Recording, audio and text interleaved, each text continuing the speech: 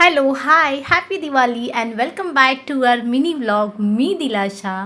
आज ऑफिसमध्ये दिवाळी सेलिब्रेशन आहे आणि खूप छान छान सर्व तयार होऊन आले आहेत.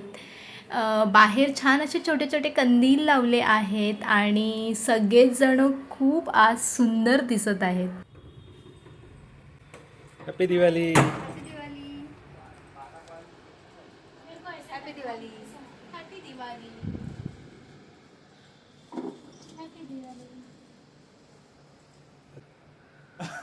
हॅपी दिवाळी रमेश.